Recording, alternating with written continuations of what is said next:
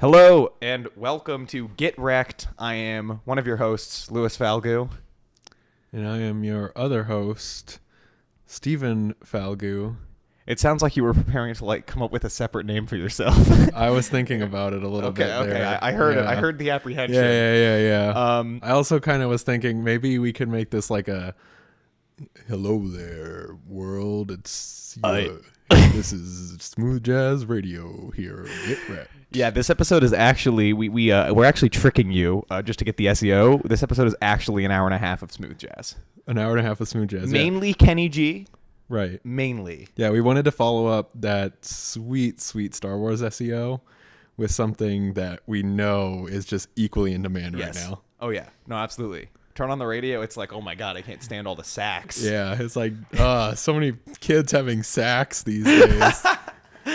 That's not good for their ears. Yeah, so today we've got two very breezy, simplistic topics. Super simple to talk about. That I think will be wholly uncontroversial.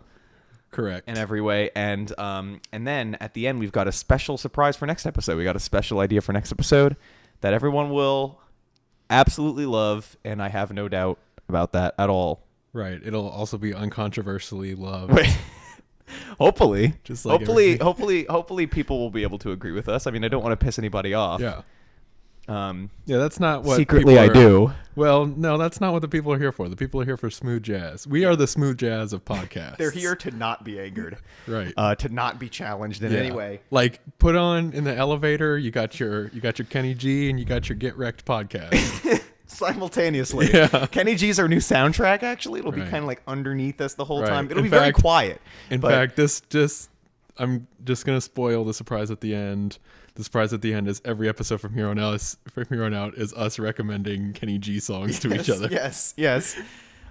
Which I have a very, very wide, expansive library of in my head. Right. In fact, I can play Kenny G from my brain. Right. Because I've heard so much. Yeah, you want to go ahead and do a little bit of that for us now? I'm on astral projection right now, and I'm astrally projecting Kenny G. What one was he? Was he like Songbird? Is that the thing? Was Songbird, which I always confuse with Careless Whisper by George Michael. Yeah, correct. And so I'd probably just end up humming that. But that is... shows how much I know and love about Kenny G. I just said a boot. I'm becoming Canadian. That was weird. Just like Kenny G. I think. Just like Kenny G. Maybe or maybe not. Maybe. All right. So I think we should begin, right? So last time, Stephen recommended to me a YouTube channel, which we haven't done before. We mixed things up a little bit. It was Honda Days. It was Toyotathon, the season of giving. So I figured we would try something a little bit different. Yeah. And so, I didn't... And for those who aren't aware, we're on YouTube right now. So surprise, everyone. Welcome to YouTube. Yeah. Welcome to YouTube. I know this is your first time. Yeah, Google thanks you. My channel does not. I will, within a month, I will cease to be making money on your viewership. So, but it doesn't matter.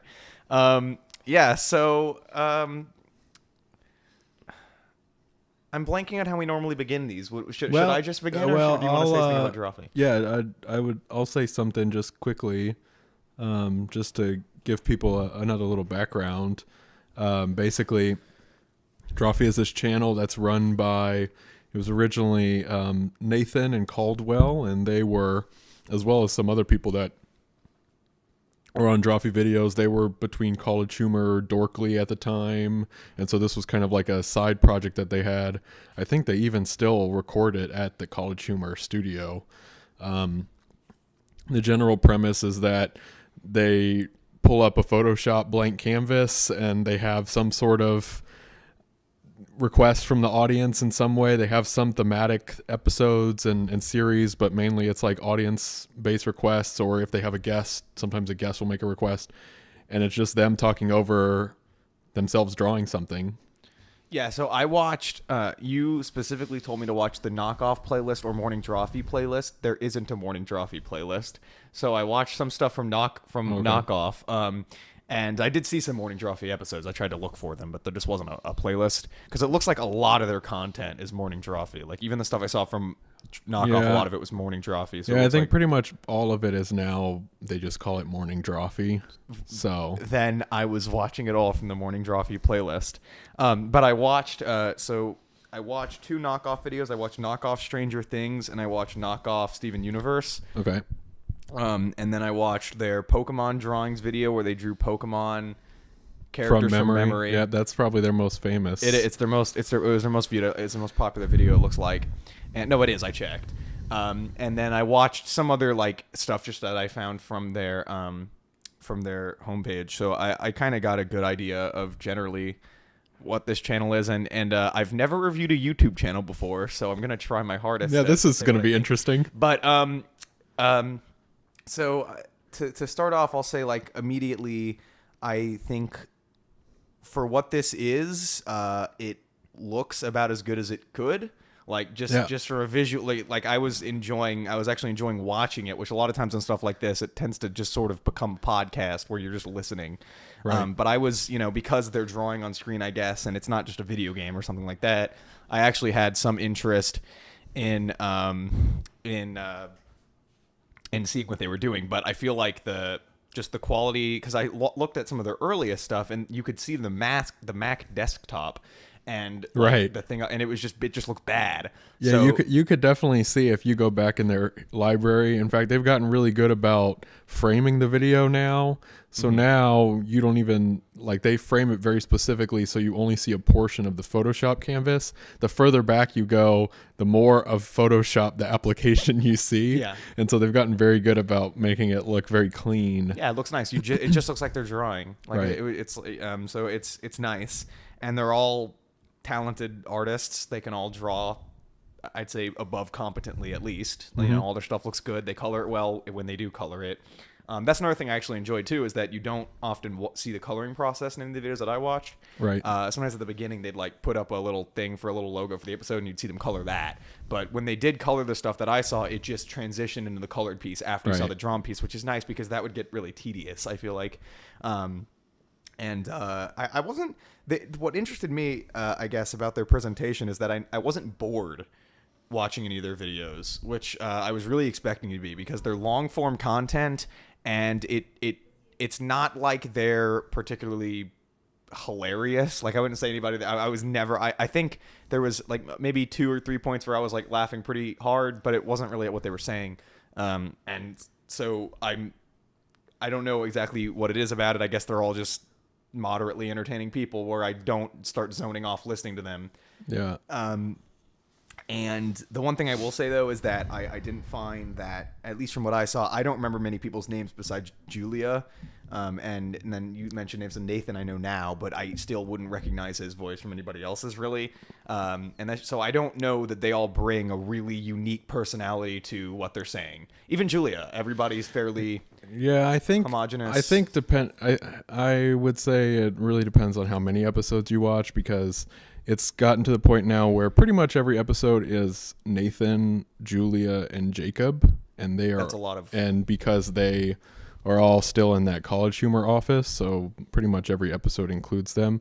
And I would say if you watch for a continuous span of episodes, you can definitely tell they each have a very distinct drawing style.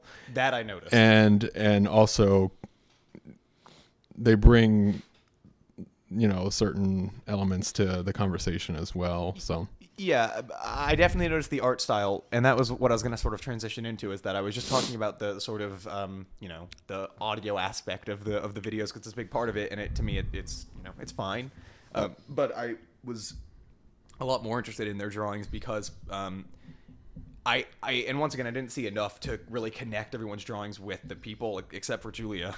I'll get into that because, but still, you could definitely tell anytime somebody would come on to draw something after, say, hey, come here and draw the rest. It always looked slightly different, to the point where it was it didn't look like, but it still fit enough to the point where when the drawing was done, it didn't look like a mishmash, because everybody was good enough to sort of be careful about not emphasizing too much on their part of the drawing, it seemed like, except when Julia would show up and it just absolutely dominate these episodes. Yeah, for sure.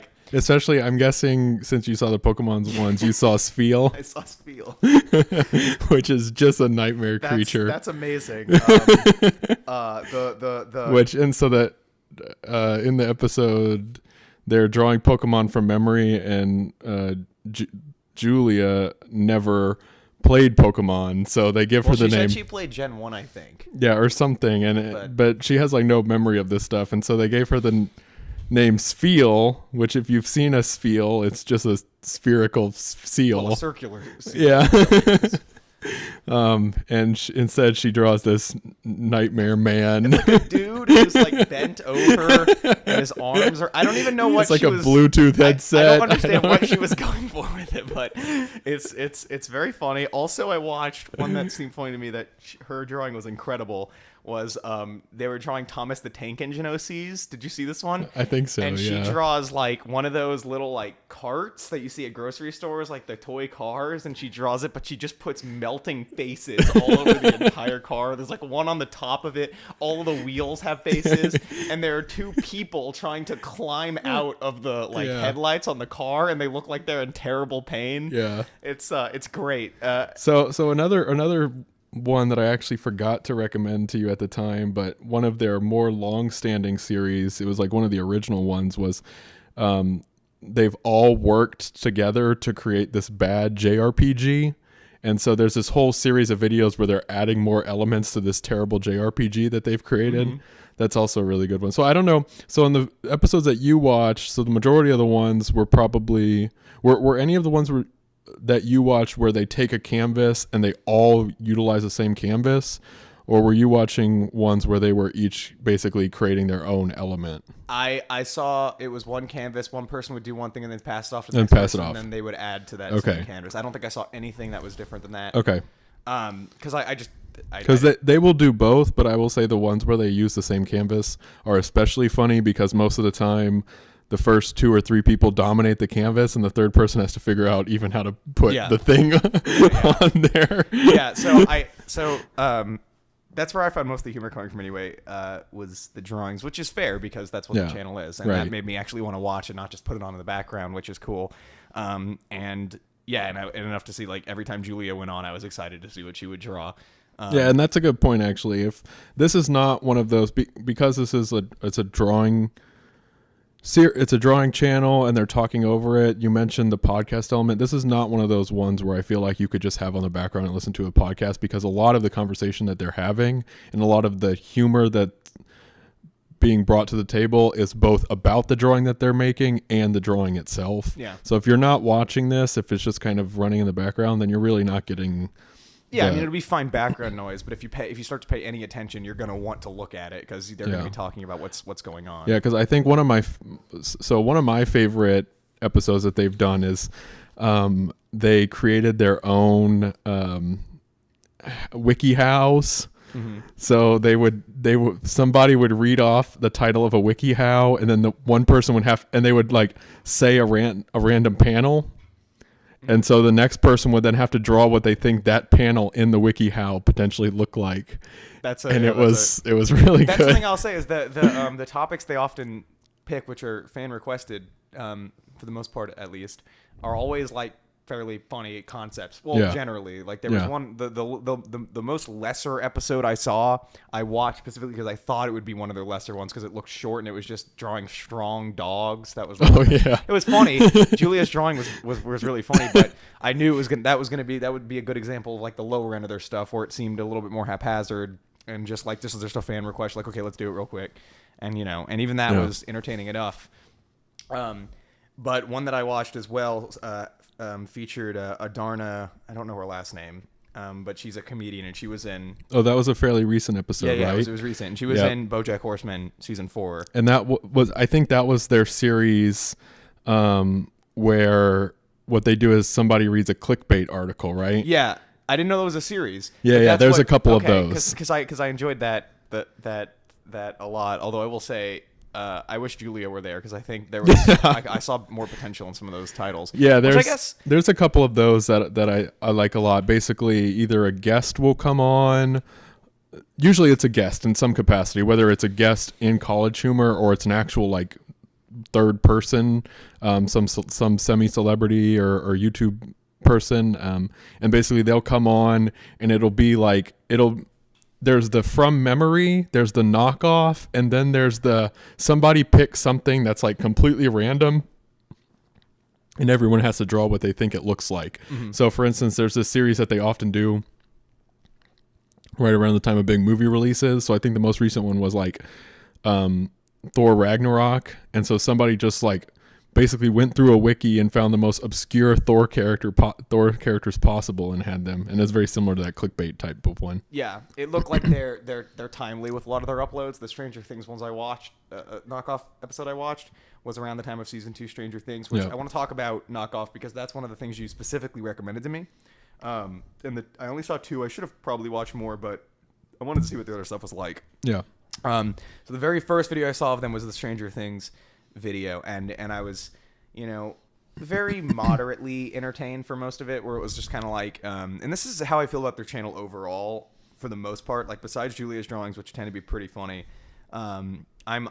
it's like I'm moderately entertained. Like I have not subscribed to them and I don't plan to, because it's not something I see myself coming back to regularly, because it's breezy is the way I described it to you before we started. It's breezy content where I'm watching it and I'm like, I'm entertained, it's not bad.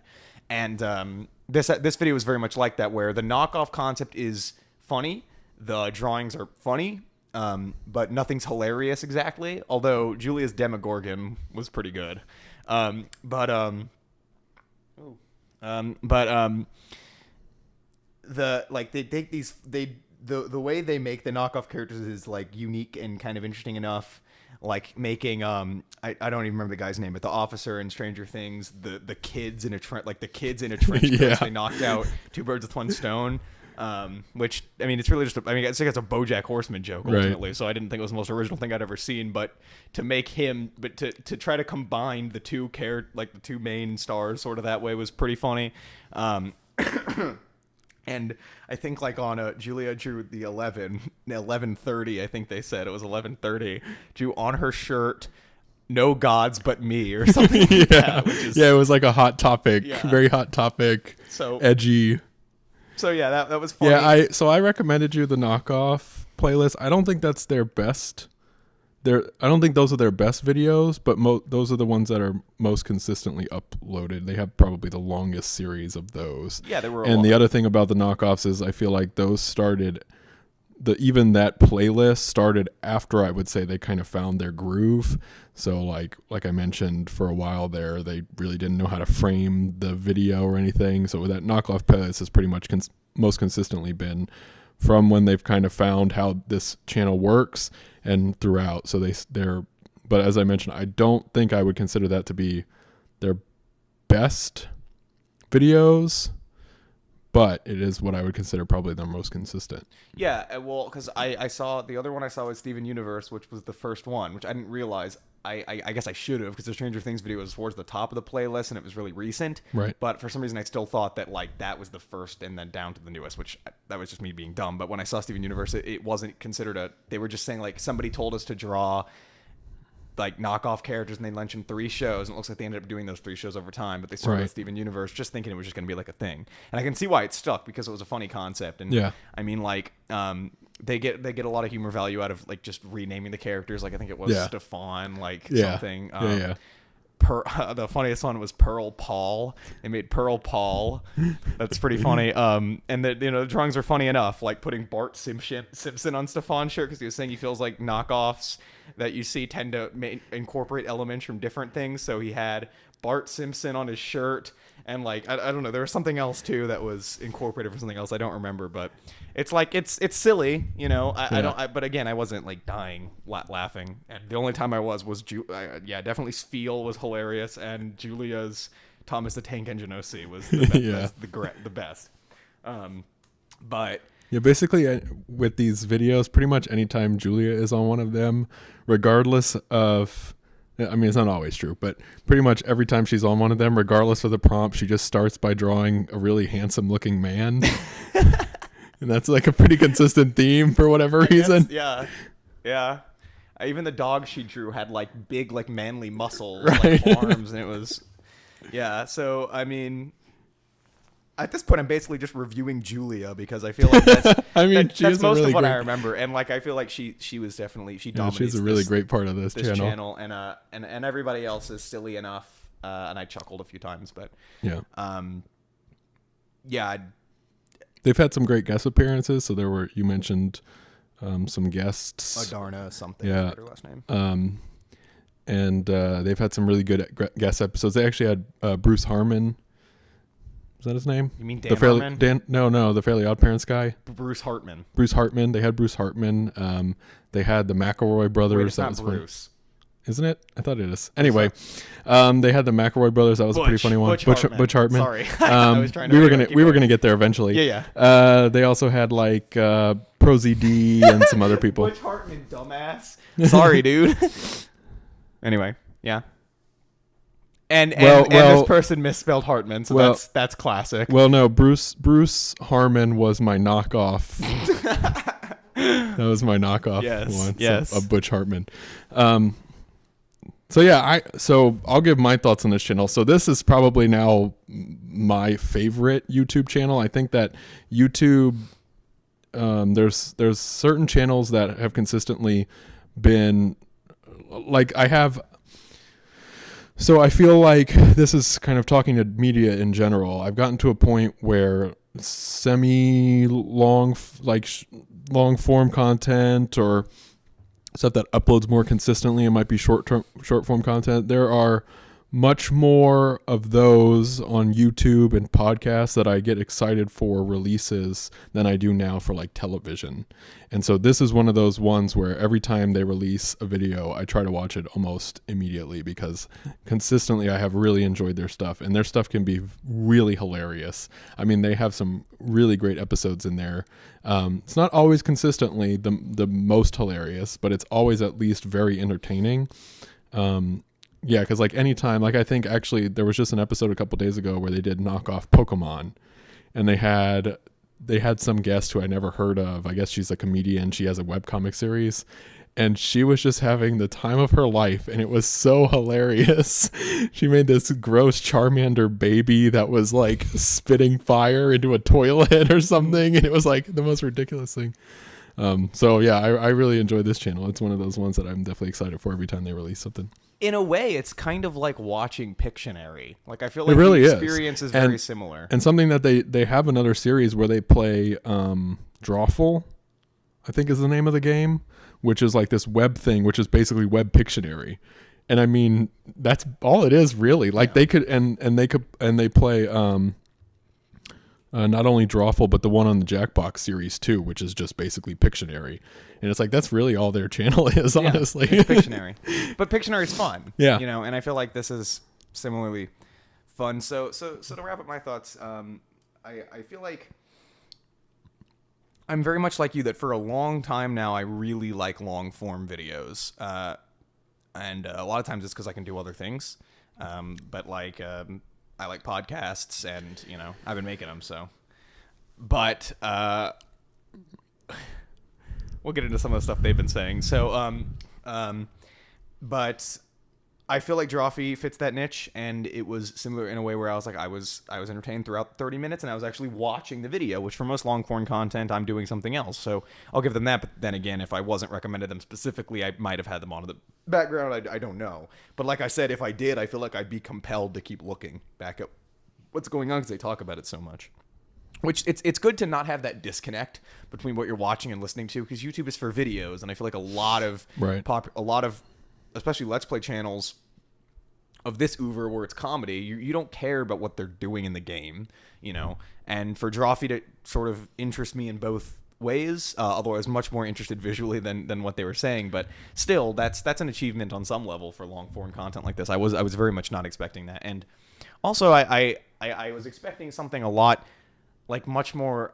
The only word that's coming to mind is civilized. That's not really what I mean to say, but I think you know what I mean. Something a lot more like when I see that logo and stuff, it looks like they're going to be talking like very podcast style, and you know they'll chuckle to each other, but it's not going to be anything that's that funny.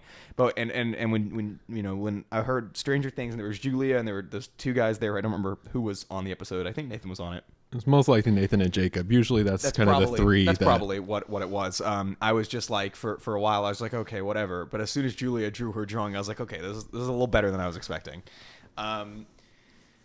Now, I guess to finally wrap up my thoughts, I'll give my final interpretation. I guess I'll try to give it a score, but do we give it a rating? I don't know. I will, but only because, to sum it up. But it's again, I have not seen all of their stuff, and right. I'm sure Steven said this, but I assumed this anyway, that I'm gonna miss out on some of the great stuff that happens. Right. If you're uploading regularly, you're uploading long form content. Some stuff's just gonna be funnier than other stuff. And they don't tend to have much carryover content, but they will. And I think you probably missed it, and so I don't think it's a big deal for you, but you did see Sfeel, and that's one of the ones that will pop up sometimes. There's another one, a Porfo. Sometimes they'll reference Porfo. That came out of one video, and it like kind of permeated throughout a couple of them. Well, I saw the dolphin that gets his dick stuck in a toaster. Yeah, that was in the episode, and they said that was a recurring Porfo, character. yeah, that's Porfo. That's okay. Well, that face is Porfo, like the weird like cheek mouth. Oh, that's kind of the Porfo face. I see. So it makes sense to me. But yeah, I guess ultimately I'll say that this channel is like from what I saw, is like a 6 out of 10 kind of thing, where it's above the level of, I was expecting more like a 5 from this. That's what I said. That's what I meant by the civilized thing, where I'm watching and I'm like, whatever. This is moderately above that for me. You know, there were moments where I was laughing really hard. For the most part, I was just watching and moderately entertained. You know, and that's about the most I can say for it. But I will say, just from a sheer like potential standpoint, as far as how good I think the idea for this channel is, and also the fact that it does occasionally result in really funny stuff, I think it's great. I think it's a great idea for a channel. And actually, when I saw what it was when I first started watching, I'm like, this is a really clever idea. Because at first I'm like, this sounds like what the hell are you going to get out of this? But I realized pretty quickly what you can get out of this, and I feel like that's a good thing, because even the most lesser video I saw, the strong dog, still had me laughing a little bit. Yeah. And I don't feel like, even if they get a bad idea, they can just draw something fucking ridiculous. Like, you could draw something as funny as that Sfeel drawing, and it didn't have to be about a Pokemon. There's no reason that had to be about a Pokemon. Right. If they had a bad topic, she could have been like, okay, well then I'm going to make this funny by drawing something fucking ridiculous. And so it's a good concept. I like the concept for the channel a lot, and, you know, the hosts are fine and everything's fine. So that's where I stand. Yeah, gosh, giving a YouTube channel a rating. You don't have to do it. I just thought so this is like a... Mine would probably, I would probably say, just because of like how invested I am in this channel, and like how consistently I think that they're put out great content, I'd probably give it an 8 or a 9, somewhere around there. I don't think it's a perfect 10. There are some videos that I would consider to be pretty weak, and they've gotten to a point now where, and I think this is more commentary on YouTube than it is a commentary on their channel, but they've gotten to a point now where a lot of their uploads, they'll do like a Facebook live stream, and it'll be like a very short, like 15-minute. In fact, that might have been what the Strong Dogs was off that Facebook live stream. That's very likely. So they'll do a Facebook live stream, they'll do just a very short little quick, and they'll do a quick sketch, and it really isn't as funny as their other videos, and I found that those uploads are happening more and more. So that's why I wouldn't say this is like a perfect 10. I'm not sure what a perfect 10 YouTube channel would be. Yeah, but, I don't know. But so something like Lasagna Cat. Lasagna Cat's Lasagna Don't hug 10. me, I'm scared. That's true. Those are perfect 10s. Yeah, Lasagna Cat. Well, because I feel like when it comes to like a perfect 10, kind of like just me thinking about how I would score a YouTube channel, because I feel like I can do it for this. I'm thinking like a perfect 10, you're only going to really get that out of channels that make a specific web series and are very thoughtful about what they're putting out, which is not this. This is not like something like a Lasagna Cat or a Don't Hug Me, I'm Scared, where it's legitimately a web show just hosted on YouTube where there's thought put into every episode. So in something like this, I don't think you could ever reach that standard. But the reason I'm not like super positive, even though I did like it quite a good deal actually, is just because it's not something I would subscribe to or watch more of, and it's not something that I was loving while I was watching it. I was entertained, and that's more than the vast majority of YouTube content out there, especially now when everybody's trying to game the algorithm as hard as they possibly can. These guys found a niche, and they're doing it. So I liked it, and that's all I can really say. Now, I want to go through just really quick. They're talking about a lot of stuff that doesn't relate to us, so I'll avoid that, but I want to catch up on some of the stuff they've been saying. There were some questions that were given. Let me make sure the mic's always in front of me. Okay. So, because these are a lot of the people who come from my music streams, they were talking to each other about music, but they have Let's see. Yeah, thank you, caller. If we could grab one of your questions. So here's a question for both of us, I guess. Hi, long-time listener, first-time caller here. Somebody asked, but I can't even find it. What do you? It was, I think Randy Breeze asked it. I can't find it though. What are our thoughts on The Simpsons? Just in general? Just in general, yeah. So like that's actually actually recently when I was sick with the flu. I was in my bed and I was just finding shit to watch. I was like, I've never watched The Simpsons. I've never sat down and watched The Simpsons. So I started watching through season 1 and I haven't finished season 1 yet. And I know that season 1 is not when they found their grasp on it yet. But I can say I've seen some of modern Simpsons. I've seen snippets every now and then. I'll like look at it and it's just so bad in every single way. It's like a show that I can't believe exists. It only exists because of the namesake, which has a good name because the early seasons are apparently classic. I've seen a lot of people hold up seasons like 2 to 9 as like the best television literally ever offered. And from season 1, I see the roots of that, but I can't really give my full opinion on the series because I'm watching through it though, actually. So we'll see. Yeah. I don't know about you. I like The Simpsons. I think that The Simpsons has not been good for a long time. Yeah. But, I mean, there's some classic Simpsons. I still will sometimes tune into at least the, what do they call it? The Treehouse of Horror episodes, because I always find those are pretty interesting. That's when they try to dump the most creativity they have into them. So, yep. Yeah, fair enough. But yeah, I'm excited to get through some of those. Maybe we'll get to The Simpsons one day. I'd like to, because I'm watching through it, so we'll see. And I know people love it so much. They're talking about a bunch of albums. I don't really care. Paris Minda, fuck Lewis. Ramones are great. Ramones is good. Oh, it was all the way down here. That's weird. Fuck Lewis. He denies the shittiness of his new albums that have quote-unquote effort put into them. No, I don't. Whereas he hates his masterpiece known as Happy Pills. This is a meme you don't get, but they're not shutting up about it. This guy has been every video that comes out. God damn it, this isn't Happy Pills remastered. Zipwad says, I have a feeling Zipwad might be. I'll have to ask him after. When's the Steven Universe review? I don't know. Whenever one of us recommends it to each other. And I've seen maybe an episode. I've seen I think a season and a little bit of season 2, and I haven't watched it in months. Yep. So maybe one day. Steven Universe is a terrible show. Right. When's it going to be my universe? That's the real question. It's spelled like your name. It isn't Stefan Universe. I know, exactly. We've got blah, blah, blah. Steven Universe is great. All right. We'll talk about it. Maybe I'll do it one time just because people are talking about it. All right. So that's enough. Fuck, marry, all right. So let's transition into, I think, the easiest topic, which is... So that was our more controversial one out of the way. Yeah. So let's move on to the... Polarizing Mother. This is I recommended this to Steven, and I'll since you introduced Drawfee, I'll introduce this film as well. Yeah, but we got to say the title right. It is Casey. Okay, I figured it was Casey. We have to say the title right. It's like, Mother. Okay, no, it's like you're like a little guy, but you're like, but it's like an exclamation point. So you're like, it's it's one of those shitty YouTube videos where somebody like doesn't have a lot of views and like their mom's in the other room and they're trying to yell, but like their mom's in the other room, so they're like, Mother. Yeah, that's what that is. Mother. Mom. No. I mean like. It's like your mom's in the room. That could be bad, actually. And for those a little bit behind the curtain, we're filming in the same house where our mom is currently. Yeah, and so hopefully she doesn't. Okay, well, we'll see. Yeah, but that's maybe whatever. We'll have our mom make a guest appearance.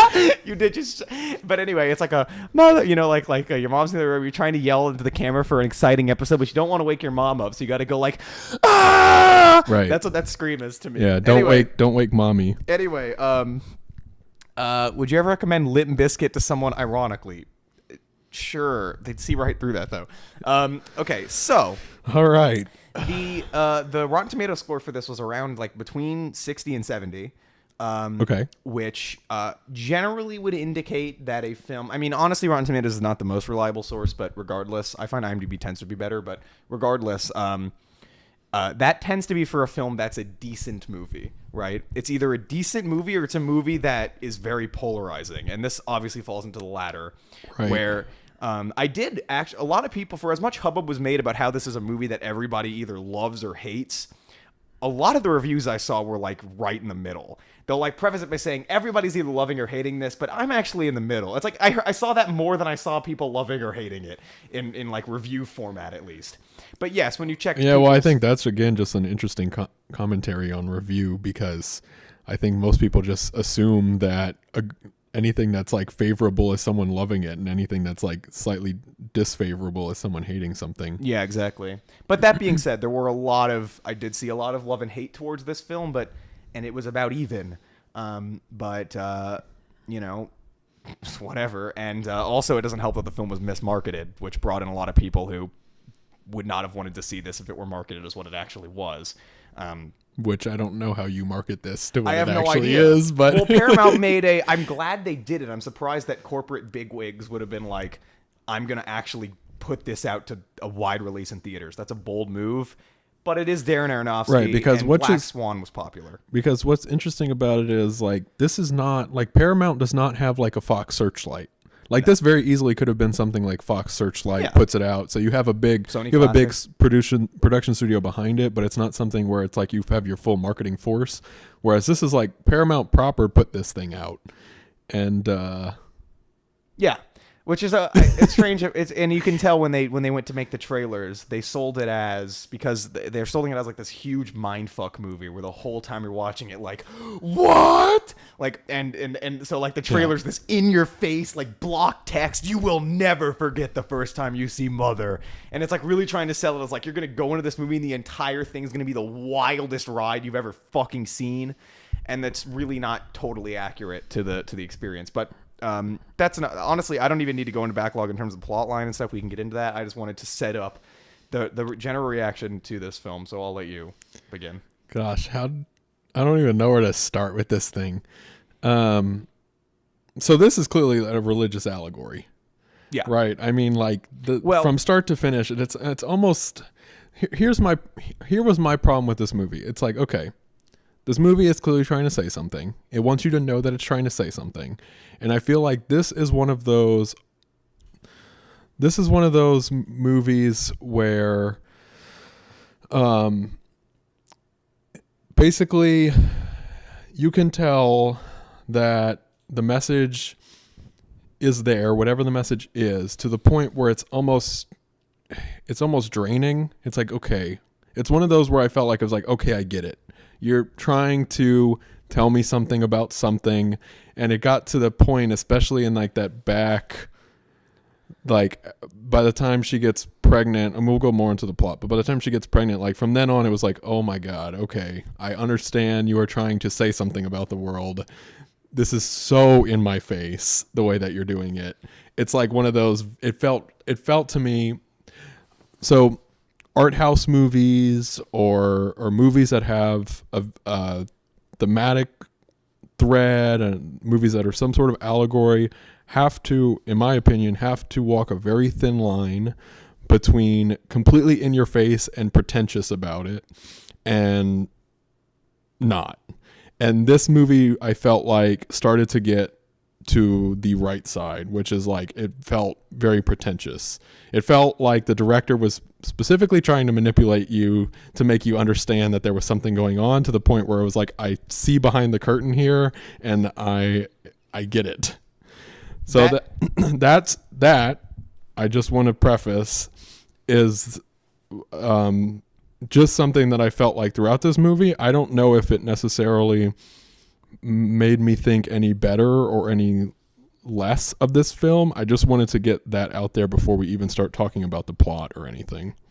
So it's interesting that you mention it, though, because that's what I saw from a lot of these reviewers who were in the middle. They're like, this movie's shoving it in my face. I remember the joke in the Half in the Bag review was, do you get it? Like they say, exactly. Like, do you get it? And that was their joke. And you know, I think the issue for most people came up with the fact that they saw what it was doing while they were watching it. So they saw the religious allegory and they predicted the entire film. Exactly. And that's what Nostalgia Critic said. I saw, or Doug Walker, not Nostalgia Critic, Doug Walker, who is the Nostalgia Critic.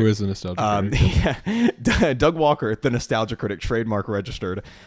He had like a video where he was just talking as Doug Walker about the thing, and that's exactly what he said, is he predicted the entire movie because he saw the religious allegory.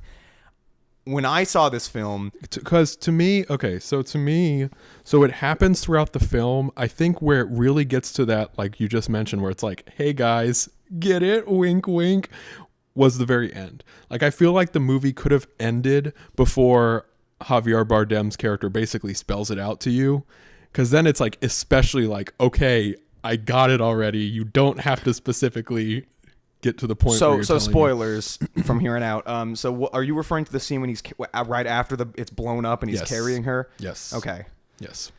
That part was the part where it was like, I especially was like, all right, I understand. You did not have to spell it out so explicitly. So,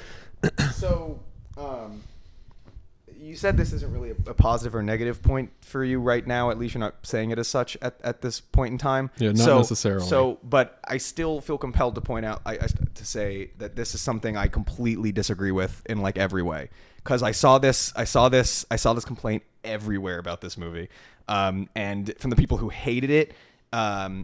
Their whole thing was it's shoving all the symbolism in your face. It's all shoved in your face, and I felt like it was getting rammed down my throat. And a lot of people calling Darren Aronofsky a hack because it's the red letter media effect. Now everyone calls everyone a hack, but he's a hack because he's trying to make himself look like he's super artsy when he's not. Now, for starter, I've learned to never apply the term pretentious to a piece of art and only to somebody's not even intent. Because pretension is an attitude. It's believing that what you're saying has grandstanding purpose when it does not. And the problem with that term is who am I to say whether it does or doesn't? Like, I can feel like something's getting shoved in my face and still say, like, you are saying what you're trying to say. So I don't see why the term really applies.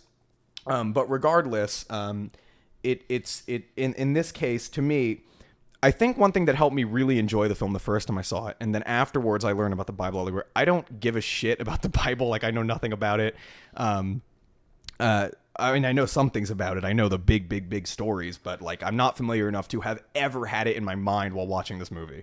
So I legitimately didn't even see it. And then as soon as somebody mentioned it, I was like, okay, yeah, every single thing that happened was like a retelling of the Bible. But see, a lot of people were saying this is a Bible allegory, which I don't think is really true. It's more of a Bible retelling that is an allegory for the overall world message he's trying to put together, right? Because it is plot point for plot point like what the Bible was, but it's just with new characters, so it's like a retelling essentially. I get why people are saying it's an allegory because it wasn't sold as such, and it doesn't tell you that. Right. You have to figure it out for yourself. But that's not the message of the film. The message of the film isn't this is the Bible. It's this is the Bible, and I'm using this to express my frustration with everything that's happening in the world. And apparently when critics and like pre-screening saw this, he gave them a 17-page long like essay about why he made the movie and why he was so angry, which I think off-put a lot of them because they're like, what the hell is your deal? And he wrote it notoriously in like a short period of time, I think 7 days or something. He was super mad and he just went down on a script and just like wrote it out.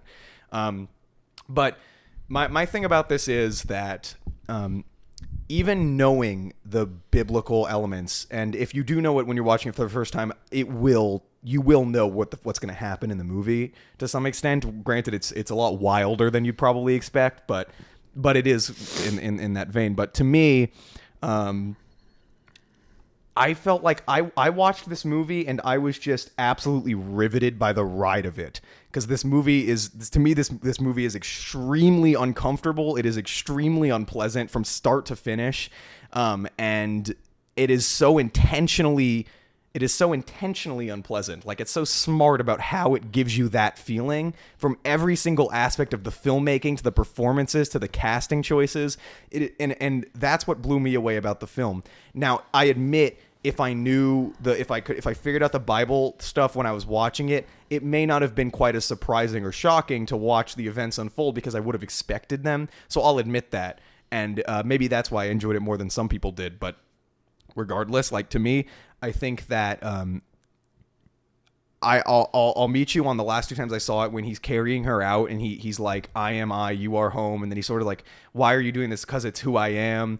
It toes the line. It's like, okay, you don't need, you're right. I don't think it could have ended before then. I just think that scene could have been changed because you need the scene where it's rebirth and she wakes up and begins the opening line again, but it's a new woman, because it ties back to right. the Yeah, opening. I don't necessarily think you could have actually ended it there. I just think that the way that it was presented, so the points that you bring up, and we'll get there, are the reasons why I don't think that what I just said necessarily makes me think any more or any less of this film, because I do think that the ride is still especially captivating, even if you are picking up on, because it does get to a point where even if you don't pick up on it early, like I mentioned, I do feel like as you get later into the film, you are especially picking up on, it's almost at times down your throat how much of an allegory this movie is. But like I mentioned, so talking about that, so some of the notes that I took, I think what's especially powerful about this film is that there's so much stuff that happens that you aren't aware of.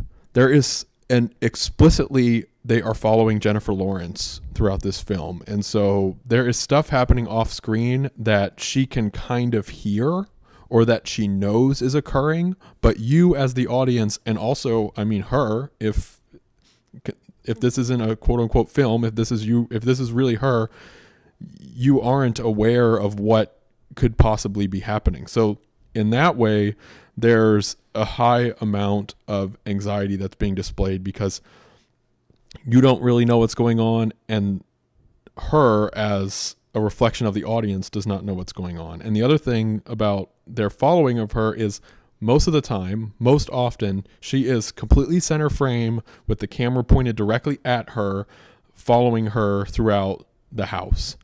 And because that's happening, and because the camera is oftentimes just a little shaky, there's a ton of anxiety that is being built up, just very explicit. There's also like no sound in this movie. I think maybe there's one score, or there's some sound a couple, effects, a little bit of like and drone, but for the most part it's silent. But for the most part, it is just them going through a house, following Jennifer Lawrence. And the other thing is Jennifer Lawrence, although this was actually kind of one of my complaints, but she does do a good job selling it. So I don't know if it's her, I don't know if it's direction, if it's purposeful, but Jennifer Lawrence always looks like she is just under an insane amount of anxiety. I mean, like, her face, I don't think there's a single time that I can think of, maybe like one or two, where her face is not just like this nervous expression. Yeah, only when she's happy in like the beginning of the film and in like the middle where it seems like stuff's calmed down. Right. She smiles. And so it actually kind of, so that's why I said I don't know if it was purposeful or if it was direction or what it was, because it actually kind of took me out of it a little bit. It was like, okay, that's a little too much.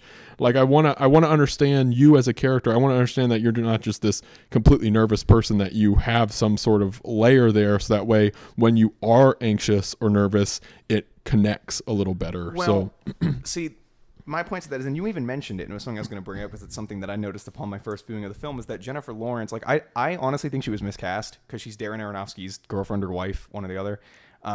So it was sort of not nepotism literally, but you know, it was like family, like, her and I are girlfriends, so I'll put her in the main role. But you know, there were some lines she kind of botched and it seemed flat and wooden. But I will say this, and her doughy expression throughout this movie, and the whole, I don't agree that we needed anything else, to be honest. I think we need a better actress, personally. I just don't think she's great, and she occasionally she pulled it off in this movie, but yeah.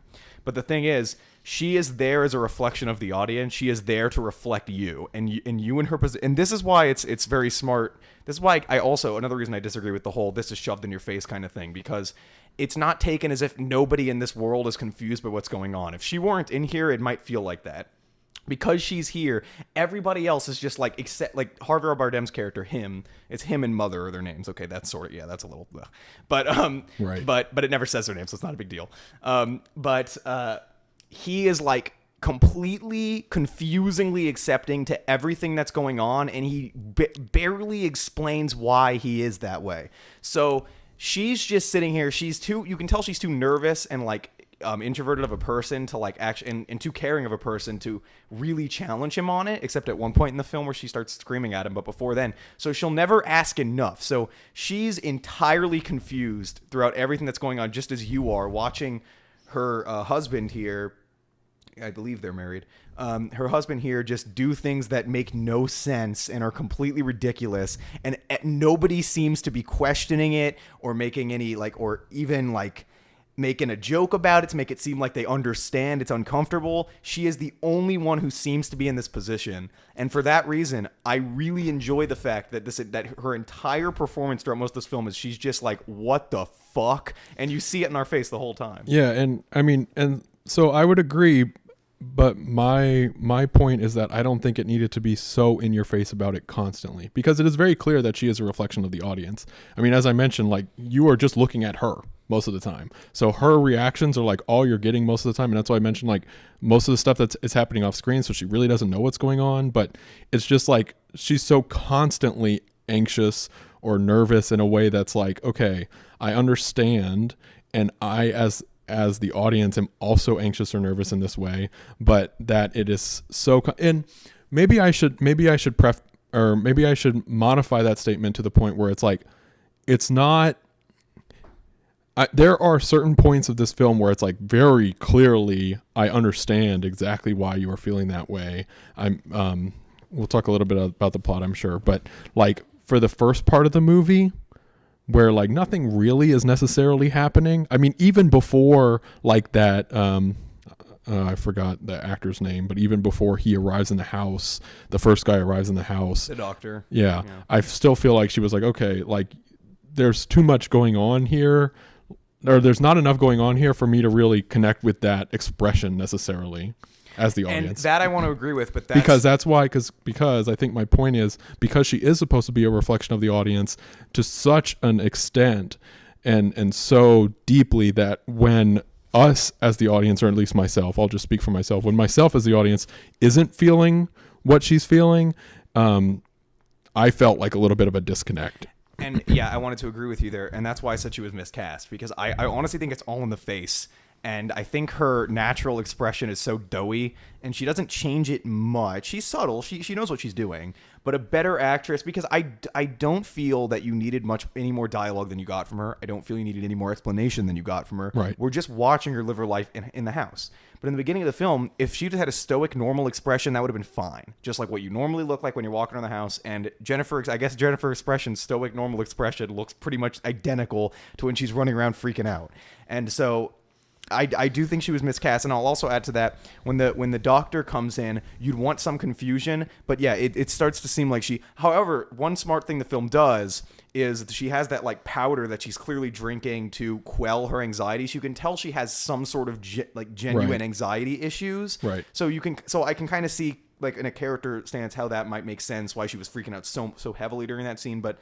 Yeah, it was definitely a bit much. But I will say, when I was first watching the movie, as soon as the doctor came in, the movie immediately just became extremely uncomfortable. Just having one person who is in there and he just seems to come in, and Javier Bardem's character, I just don't like calling him. That's so dumb. He's so like. He's so accepting of it in such a way where it seems like this isn't even slightly a weird occurrence in his life, which makes the whole thing that much more uncomfortable. And so I wasn't bothered by the fact that she looked super uncomfortable in that scene. I all I'm saying is, for me personally, I think that throughout the movie, it gets it begins to get like so samey, because her expression is the same throughout so much of this movie. Yeah. And I feel like a better actress would have brought, or at least a more, I don't know that I want to say she's like a bad actress necessarily, but I just don't think she was fit for this role for the most part. She seems like innocent enough to the point where you're really sympathetic with her in certain scenes, but yeah, if you're going to have the camera right up in her face throughout the entire movie, someone subtler would have been nice. Although, one thing I just wanted to add real quick, and then I'll let you go, about that camera work that you didn't quite mention. And if somebody's not seen the film and they're watching, you're getting it all spoiled, so there you go. But the camera is like, it's not just only on her face, it is like right up on her face. Yeah. Like, the camera work is so claustrophobic, and almost the vast majority of the shots are like extreme close-ups. Because the other thing we didn't mention is that not only that, but a lot of it is continuous shots. Oh yeah, a lot of the film is continuous shots. Yeah, and it's not literally like one take, like there's some shot reverse shot and stuff, but right. It's like it's presented in such a way where it's like the passage of time is equal to what you're watching on screen. There are only a few moments where it cuts stuff out, or I mean, it happens a good amount of times, but there are a lot of scenes in which it could have cut stuff out, but it just doesn't. It just follows her as she walks throughout the house, and so. Right. Just wanted to point that out because you didn't expand on it, but. Yeah. So anyway, so talking a little bit about the plot. So this will definitely be some spoiler territory. well, we spoiled. We already. So I think that as much as I mentioned that it can be sort of in your face with a lot of its imagery and the allegory that's there, it equally does not spell necessarily anything out for you. In fact, for most of this, I mean, you really don't know what's going on very purposefully. It's both in what's the exposition and the storytelling, but it's also in the fact that, again, you're just following Jennifer Lawrence's character, so what she knows is what you know. But I mean, like, for instance, talking about the doctor and then the family that come in,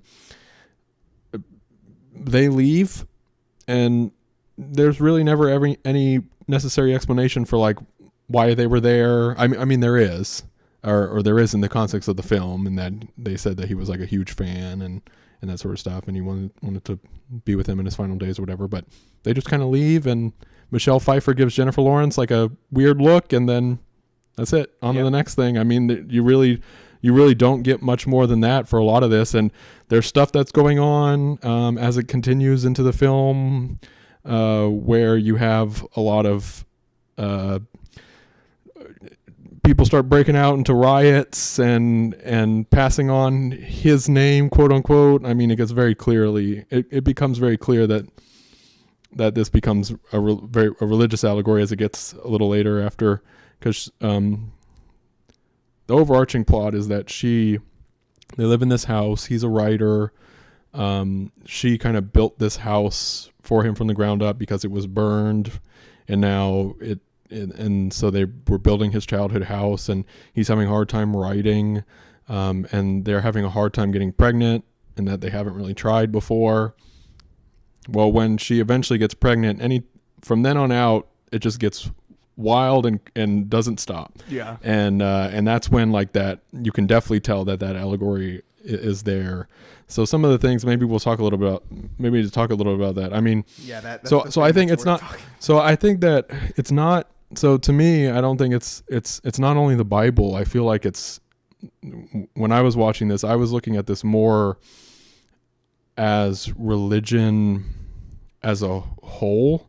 I mean, there's clearly very strict elements that are ripped from the Bible, or the plot is the Bible's plot is the New Testament. You have Jesus. You have Jesus, Cain and Abel, right? Exactly.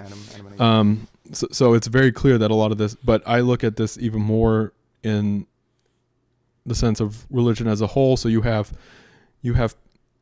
groups that come and worship, and they worship and they riot. There's war breaks out over these religious elements and the religious themes. Well, and the house, my take was the house is the earth. Yes, it is. And the humans are destroying the earth, and the earth burns down and must be rebuilt. And because he said in his he literally explained what this movie is, so it's really not up for interpretation, which I don't really like that he did that, but whatever.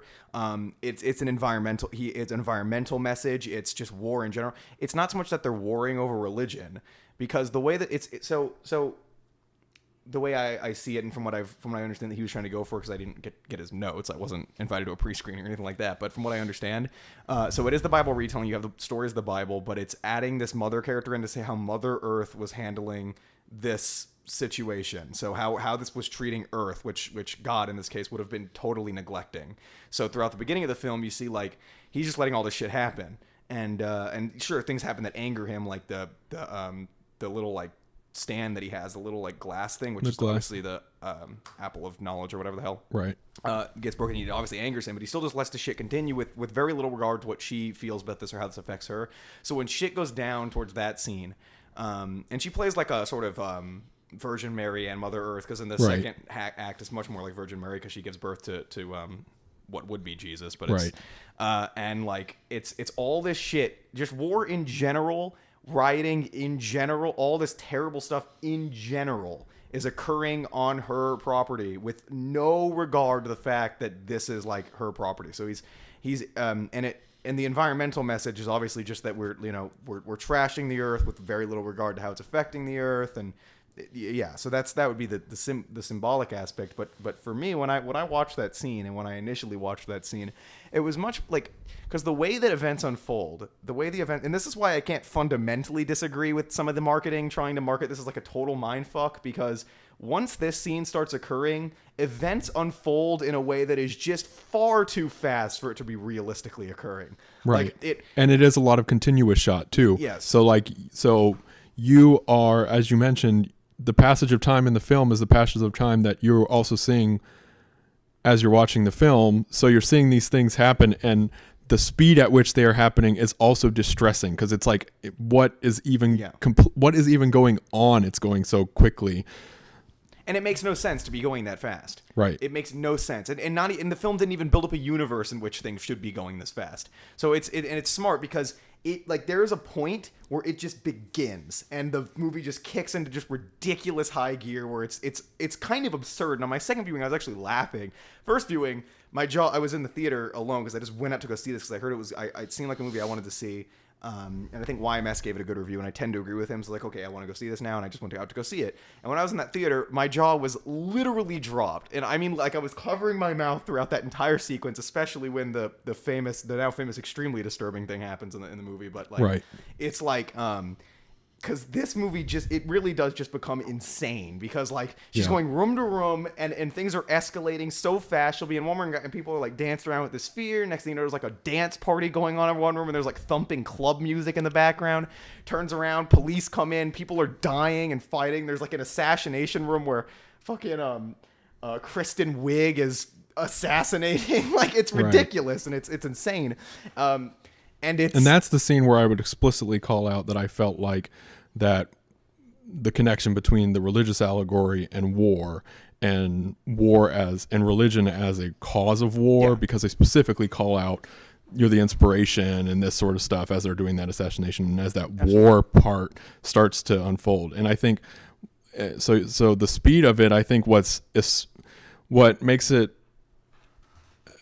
so you have the first maybe 2/3 of the film that are very maybe even 3/4 that are very clearly paced in such a way, slowly paced. It's building up. You're feeling more anxious as it builds up, and then you have the whole Cain and Abel thing, and that's where it really gets to the point where it's like you really don't know what's going on. And then she gets pregnant, and then it is like they kick it into ×3. Well, it's amazing because it's smart. What's really smart about it is, and the way this movie builds is genius, because it's not building in such a way where it's building in speed, and the intensity drops out. So after the funeral leaves, because it gets really intense, because they come to a funeral because the doctor and his wife, who, by the way, at one point just start like having sex like after they were obviously supposed to leave and did something wrong, and it's stuff like that I think is just genius, and how uncomfortable and confused they want you to be. Like, why the fuck would you, like, you just pissed this guy off? You should be getting the hell out of there, and they're not, and nobody's doing anything about it. But that's just a side note, because that's one scene that I thought was really smart. But after they leave, they bring this whole, they come in as a funeral after their one of their sons dies at the hands of his brother, and everybody's crying, and it seems like this is almost the movie's like wrapping up at this point, because it's getting to that high intensity. You feel like the actual climax of the film is occurring, and it really isn't. But so everyone fucks up. They like break her sink, and people are being ridiculous and being assholes to her and treating her with no regard. But then they all leave, and the movie calms down. Like, she gets pregnant, and the movie's super calm. She wakes up, she's pregnant, she walks around the house, it's slow, nothing's happening. And nothing's really happening. And then there's this one moment where she turns on the light and there's a dude outside of her house again. And like, then the intensity creeps up, but it's still going slow. It's just all of a sudden, and it's like, it is quick. One person comes in because her son has to go to the bathroom. Then there's another dude. Then there's another dude. And after that, it's like the entire house just gets flooded with people. And after that, nothing. It just keeps going. It's like no breaks. And, I love the fact that the film allowed itself to be extremely slow. It's not just slow, it is extremely slow. There are scenes where she's doing menial tasks and the camera's following her around. And that way, when you get to that final section, the change in speed is dramatic. So you really know, like, we're in it now. Like, it kicks it and you're like, okay, this is what's going to go down now. And that was smart. I feel like there were moments where I was watching it and I was like, why do you need to include this? But as soon as that scene happened, I was able to appreciate why they included everything that he chose to include. Mm-hmm. Yeah. But actually, let's talk about the more well-known thing that occurs in this film is that she has a baby. Yes. And you get another... This is where it slows down again. Yeah. You get another scene where it's very, very slow. She's just sitting there watching him with her baby, and it's extremely slow. Yeah. And then he brings the baby out to the crowd because he wants to show it to them, which he wants to do the whole time. He shows it to them. They carry it. It's like neck snaps, and then they eat it. And like you see the baby's carcass. Right. Like a dead baby for most people is too far. And like, I mean, not for me, whatever. It's shocking, but whatever. But when it was when that happened where I was like, oh, I was in the theater just agape. Like I was like, I cannot fucking believe you're doing this. Because they're partaking in the body and blood of Jesus. Yeah. Is what it ultimately is. Which is why if you know the Bible or telling while you're watching it, it might not be so shocking, but it's still a sort of thing where it's like, her character and how much she's wanted this. When Michelle Pfeiffer, who we didn't even mention, who's like probably the least comfortable person to be around in the film. Right. The scene where she's sitting there talking to her and she's prodding too much is like, it's just dreadful to watch. Right. She gives a great performance in this movie. But we know that Jennifer Lawrence's character here wants a baby, wants a child, and we know how important this is to her. And this is like the last thing she has, the last thing that Javier Bardem's character can actually give to her, which is something he's never seemed to do throughout the film, and she thinks it's finally happened. So when it all breaks down like that and her baby dies, it's like you see that profound effect that it's had on her. That last straw, that last grasp she's had on even living with this guy at all is gone. And it's from that scene onward. I think that makes it even more affecting to see. It's not just the shocking imagery. It's not just shocking imagery for the sake of shocking imagery, because they don't even linger on the baby's body. If you look away for 1 second, look back, you might not notice it, which I appreciate that they're not. It's clear they're not just like, be shocked because the baby's dead.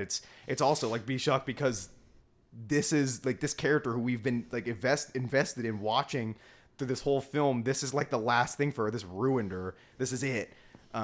And so I found it to be extremely effective and like everything it was trying to do, but I'll pass that on to you. Yeah, I agree. And from then she snaps, and that's like the first time when I feel like she really snapped. Because the other thing is, like, what we didn't mention is, so the lead up to that part where it gets slow is not only is the movie moving extremely quickly, and you have this like continuous shot again, you're just focusing on Jennifer Lawrence. She has no idea what's going on. You as the audience have really no idea what's going on. Yeah. There's like a part where she gets like a SWAT team breaks into their house and he like moves her away and gets shot in the face. And there's like explosions and you have no idea. But at the same time, she's also starting to have contractions. And so there's that added element that increases that anxiety even more. Every time she falls, it like hurts to watch. Yeah. She's so giving birth. So that I think also increases like so she has gone through all this pain to give this baby, both in like emotionally and physically, because she has to move through like little war zones. Yeah. So when you finally see her snap, which is not something that she only does it one other time in the film. As you mentioned at the funeral scene where they like break stuff, she screams to make everyone leave, and she kind of screams at Javier Bardem's character. She snaps and she starts killing people, and they start trying to murder her as well, and that's when she ultimately makes the final sacrifice. But I think that to me, because so the shock value of the dead corpse. I mean, you hear the baby's neck snap. Yeah, of all, which I think is actually probably more. That's what really did it. That's probably more to me than the corpse. But so that happens. She's running through the crowd. You as the audience see the corpse, and then it flips back to the crowd, and they're all eating it. Yeah. And so that combination is like. So what I think was done really well, and you mentioned it, it's like it's not just there. It's not shock value for shock value's sake. Like, oh, look how edgy we are. It's like it's like legitimately shocking, and it doesn't linger on it any longer than it needs to. Just enough for you as an audience to be like, to really have it set in to how just insane everything, because Javier Bardem's character again is just kind of accepting of it all as well. He's not as upset as he's not as upset as he should be. He's not as upset as he should be, which is pretty much his character for most of this film, because he's always somewhat accepting. The only other time where he actually is very, very upset in a way that's also, because the other thing is that I'll say about this movie is because of the way that it's filmed, and maybe this was also just from my preconceived notion because of the way it was marketed as well, you always think that somebody's going to murder someone. Like everyone you kind of like you're just like, I'm pretty sure that person's a serial killer. Yeah. Like when the doctor comes in and he has weird pictures of the guy and all this stuff, when Javier Bardem's character gets really, really mad, and then he's like creepily at the top of the stairs looking down on them with a paint bucket. Yeah. It does a great job of never quite, it almost never gives you satisfaction from any of these things that occur. It's constantly holding you. The film like almost never lets you go, and it's things like that where it's building up something to occur that doesn't occur, and there's not even a fake out. Right. You know, there's like legitimately there's no reason for you to exactly believe that this is about to happen. But you're right. It's the way the film is shot that's so claustrophobic that every little thing is like, oh, okay, this is too far. And yeah, I agree. Him at the top of the stairs was smart too, because it's got you in a place where you're like, what the fuck is about to go down here? And nothing really does occur. Right. But I think what you were trying to mention was them breaking the glass. We're trying to get to that. Them breaking his like glass thing. Yep, them breaking his glass thing. So we talked about that a little bit. That was the one time where I felt like Javier Bardem's character was actually angry. They break his glass thing, which I think is the forbidden fruit, I guess, but it also is recreated at the end of the film as well. So that's why I wasn't really sure what exactly they were trying to. Within the retelling in the plot, it is the forbidden fruit because it's Adam and Eve there. Adam and Eve. But yeah, it coming back from her heart is it's sort of just history repeating itself, I guess, or whatever. But as for what it within the Bible plot, that's what it is. Yeah, it's the forbidden fruit. I don't know symbolically what it may mean for the sake of the allegory. I'm not sure.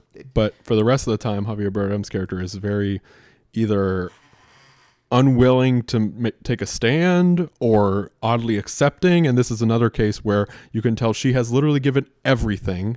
And she's like murdering people, and he's just there like, hey, they're sorry, they didn't mean it, or we need to forgive them. Yeah. We need to forgive them, and all. And I gotta say, the most satisfying point in the film for me is right after he says that, and she just screams, and the ground snaps underneath. It was I love that shot because there are very, very few shots with a where it's even a medium shot, let alone a wide shot. Right. It's always a tight, extreme tight shots, but that one shot is like above her on the camera, and she just like she crouches down and screams, and the ground snaps. And it's brilliant. And the use of sound there too is so loud and explosive. It's like all of that anger just like really manifests itself in that scene where I felt like that was just, and also her just killing people too was like it was oddly satisfying.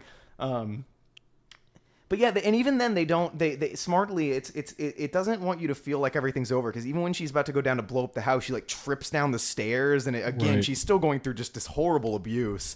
Yeah, because she also gets beat to shit. She gets beat. Yeah, she gets beaten, and I love the climax of the film when she does eventually drop the lighter. I thought they were gonna have her say a dumb one-liner because like it zooms in on her with the flames around her. Thankfully they didn't. Right. I thought she was gonna say like, now burn, bitch, or I don't know, something stupid like that. Right. It kind of looks like it. Which is and then so that happens, and while that's happening, so you see the same imagery at the beginning of the film. Yeah. The film actually begins in this way. It is very confusing.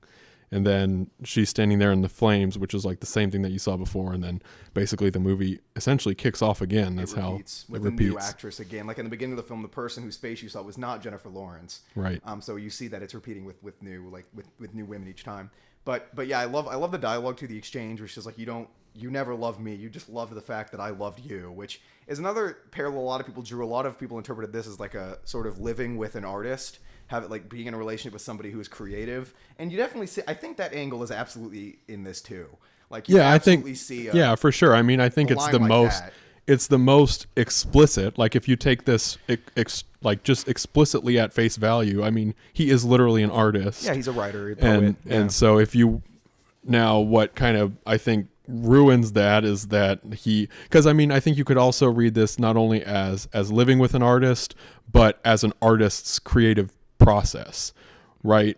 someone taking the baby from you, burnt like someone of your against your control, that sort of a read as well. You I need think to you work off the pain of other people in order to write. So you don't care as much about the pain of other people, right? You know. No, I think that element's in there, but I think what you were going to say is that's kind of killed when he talks to her when she's in the ashes again, and when he's like clearly God. But see, even then, I wouldn't say it's killed exactly, because it's not necessarily killed. It's just very clear that the exact message. It makes it more obvious, but you know, to be fair, you did need a point in the film, and like for a lot of people who saw the thing throughout the movie, it wouldn't have worked, and it didn't work for me because I didn't even recognize it even at this point. But you do. It would be helpful to have a point where you recognize that it's using the Bible to say something else. So I see why he'd want to make you draw that conclusion at the very end, so you can kind of think back on what you saw as that. And it's not so explicit where he's like, hey, by the way, guys, this is a Bible retelling and I'm God. Like he says, like, this is what I do. Right. So it's like, I think a lot of people would draw that connection immediately, but I'm sympathetic to why he'd want to include that scene. And I think that scene was a good scene. The dialogue was what made it a little too ham-fisted. Right. And if, you know, and there's a point where the film starts to feel like, okay, this is just fucking stupid, when he's like, who are you? I am I, and you are home. Like, that's retarded. That's a dumb line. Yeah. I mean, he's a poet, so it's like he says some dumb shit. Like, he says a really like ridiculous, flowery dialogue during the funeral scene. Right. But you know he is a poet, so that's just what he does. He says ridiculous, flowery imagery.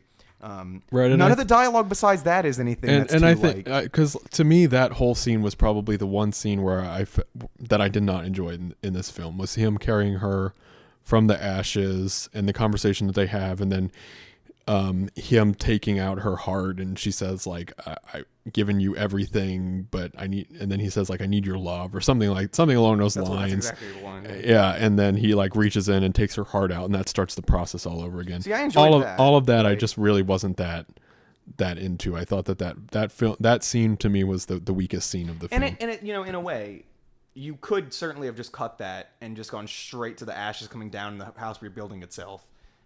Right, which would have been an exact replica of the beginning of the... But the issue there would then be, now you're just seeing the beginning again with absolutely no further information as to why this is occurring. Like, you definitely need to see him get that glass, and I think it's fine for him to get it from her heart. Like, I'm fine with that. I like him like digging into it, because it still continues that it's still disturbing and gross, and I like that it continues that throughout this scene. So you still, it's not a pleasant scene in any way, even though he's treating it as if it is, which is another way to continue that kind of confusion.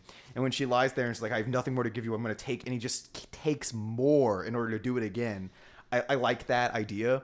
And the scene never really bothered me, except for the I am I, you are home line, which is just stupid. But like, besides that, I was like, I think it's a neat idea. I like that she and him are the two who have not died yet. Which is another odd thing, and it continued when the cycle continues. It makes it make more sense. Like you're able to connect that this is why the cycle continues. This is why we saw the beginning, and I like that connection. Although, you know, I will say I don't know if the film would have suffered at all if you took out that beginning and you took out that end, and you literally just start with Jennifer Lawrence waking up and you end with the house blowing up in like a big fucking nuclear blast, which is awesome, by the way. Like, you see the house blow up like a mushroom cloud. Right. You could have just had that; it would have been pretty much the same experience. Yeah. But whatever, I'm fine with it either way. I think it's kind of neat. It's a neat idea. Although, one thing I will say, which is kind of just an editing problem, and I'm not really going to dock the film any for it, but the song they chose for the credits was bad, because she goes, baby, and then the voice comes in the song without the music, and it's so unsatisfying and weird, and that whoever edited that, the music in at the ending was not smart about that, because that should not... What I would have done is just make it silent, and then have the music come in after, like, a longer period of time. But whatever, that's the fucking credits. It's whatever. Right. It's just one thing that kind of bothered me all the 3 times I saw it. But anyway, I guess we're wrapping up. If you have anything else, you can do it. But if you want to wrap it up, go ahead and give your recommendations. Which we didn't do for Drawfee, but whatever. We gave her score, but not a recommendation. Yeah, I guess it's obvious. I guess by the score it's probably obvious. Yeah, so I would say, would I recommend this film? I think I would recommend this film. I think that it was an interesting watch. I actually think that all of the things that I said at the beginning about how in your face the allegory is.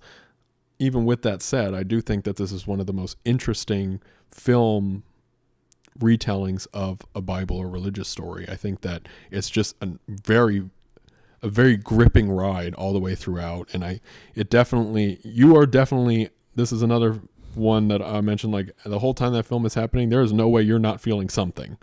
Yeah. Even if it's anger or it's just anxiety. It was anger for a lot of people. And it might be anger for a lot of people, or it's just straight anxiety the whole time. So in that way, I say the film definitely, it definitely gets a reaction. So as I mentioned, I would recommend this. I think that I would give this film probably, for me, probably about a 7, I think would be where I stand. I said that the allegory being as down my throat as it was didn't necessarily hamper or make me think any more or less of this film, but I do think that overall and maybe this is one of those things where it's like after a couple now that I know what it is, because the other issue is like when you're going into it and you really have no idea what's going on, and then you're kind of figuring it out, and then the movie's almost telling it to you explicitly. So maybe this is one of those things where after a couple watches, that really won't even be anything for me. But I do feel like at this point right now, for me, it's probably about a 7-ish. Yeah. So yeah. So you would recommend it, but I would recommend it. Would you recommend it to everybody? Because obviously, would I recommend? vast No. audiences hated the shit out of it. Absolutely, I would not recommend this to everybody. Yeah. This is not one of those Captain Beefhearts where I said that I would recommend it to everyone. Listen to it just because of how just to get the experience. This is not something that I would recommend to everybody. I can definitely understand why there's a large audience that does not enjoy this movie.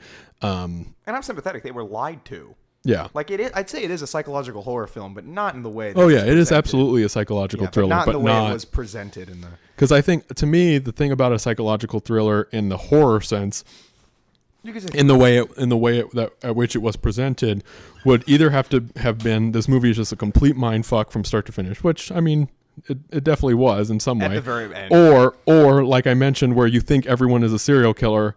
Something like that would have happened. Mm-hmm. Would be the other way because that's more where I thought that this movie was going to go based on the marketing, was that someone really was going to be some sort of a killer or something, like and people are coming into my house and you see these creepy shots and it's like one of these people's gonna kill her, right? And the light bulb blows up with blood, and that sort of stuff, which is such a minute thing in the film.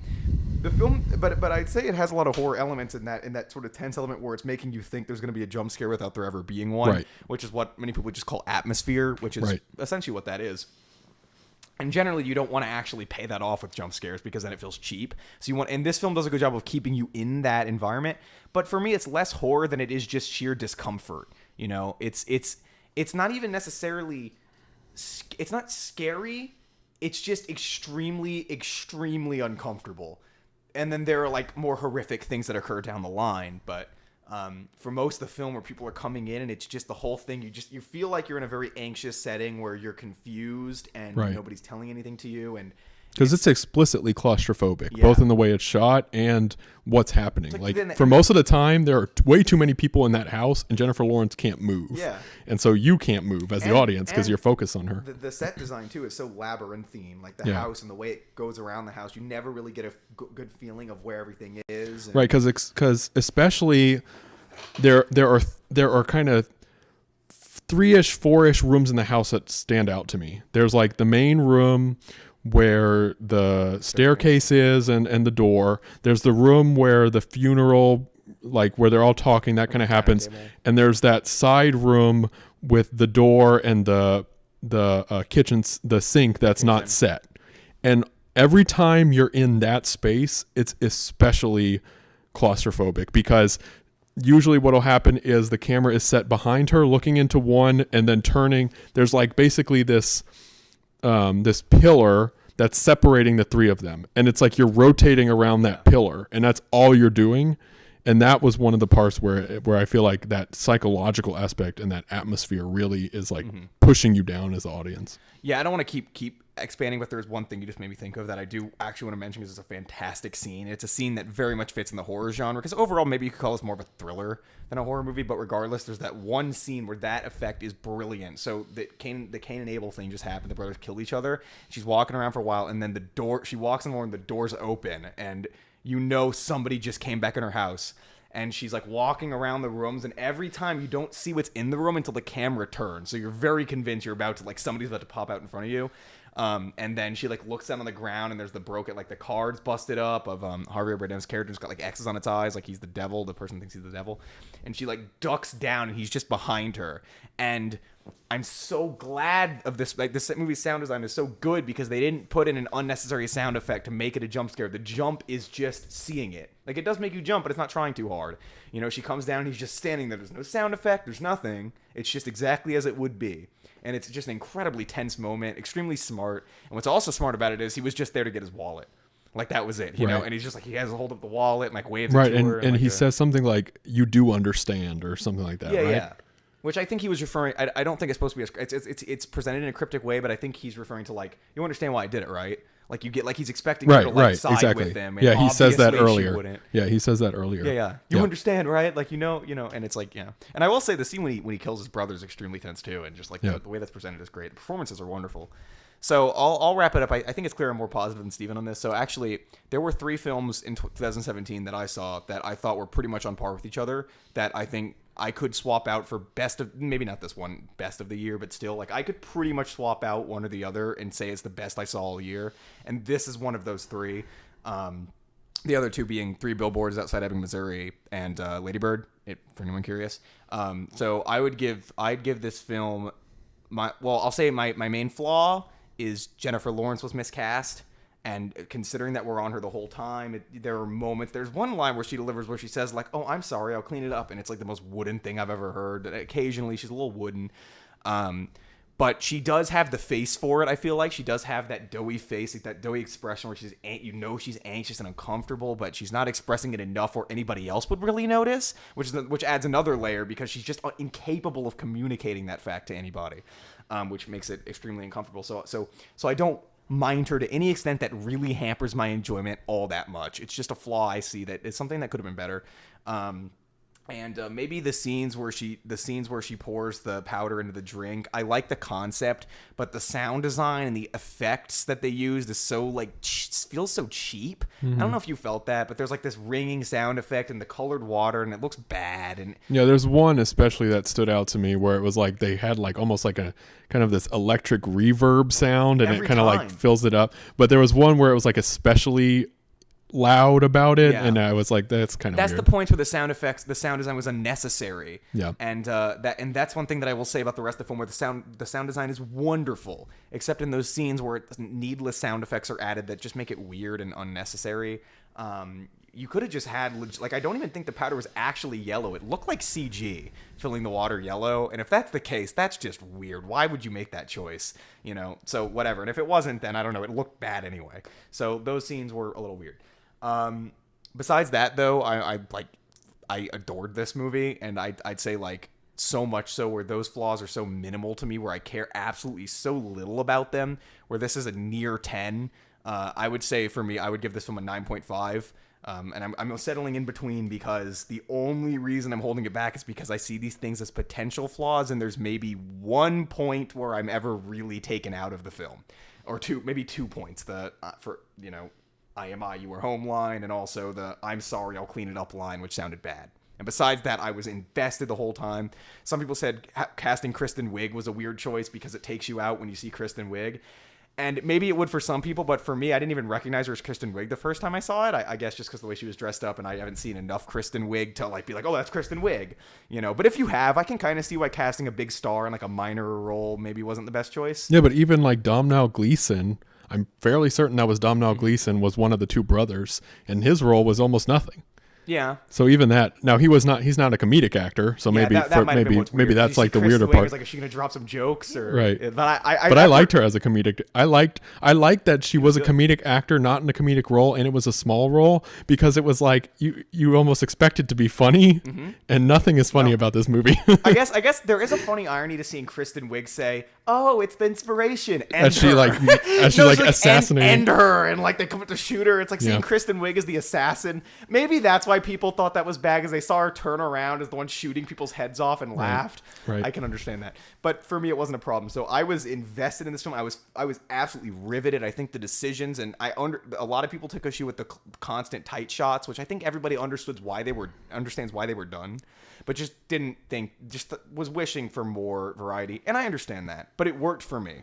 So I can't take issue with it. And it was intentional. There's no denying that. So, not only did it work for me, but I also feel like it fulfilled the purpose that the director wanted it to fulfill for me, which is why it didn't bother me. So, yeah, I mean, like, I'm overwhelmingly positive.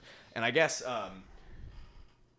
another thing, and like I said, the movie is such a ride. I was so invested in even the most minute of things that occurred. Just her doing laundry. It's just like I'm so interested in what's about to happen and what's about to go down, and it's so mysterious, and it keeps you questioning unless you knew what the plot was, and So that's the thing, is it's a movie where I understand where all the people who were ambivalent about this movie are coming from. As much as I love it, I'm not going to fight them tooth and nail. The pretentious remark I'll fight, because I just don't like that term. I think that term is misapplied and frankly shouldn't be used, because it's so subjective as to what is and what isn't pretentious. I guess the only point where it'd be fair to say it is when somebody's like idea into what they wanted to bring out of the film is so fucking all over the place, where it's just like you weren't even thinking here. Maybe you could apply it, but clearly everything about this film was intentional to bring about what he wanted to say. And if you don't like what he wanted to say, that's fine. You think it was too in your face. Like, I get it, And that's the thing, is I understand where people's complaints are coming from in that department, and all that is just fine. And But yeah, on a technical level, I think this is a real achievement. I think it was really impressive. And also, congrats to Paramount for putting this out. It's never going to happen again, because this movie was total mistake. But I'm impressed they did that. It's a cool, that's cool. So I feel like we wrapped it up on Mother. Somebody's calling me out by name here. And I should probably... Lewis, you should do a joke episode of this podcast where you do it in the mediocre editor character. I think so. All right, listen. All right. This Mother movie, it's just a bunch of pretentious bullshit, all right? If you like this movie, you're just a... I don't know what to go, but yeah, maybe one day. So we got a lot of stuff. I'm not going to go through everything it says, but they say the fact that so many books still name Keep on Rockin' 4 for the most influential artist of his time. Good memes. All right, so let's move on to the recommendations. I'm going to go ahead and put up So we have a new concept, a theme for this, for these recommendations.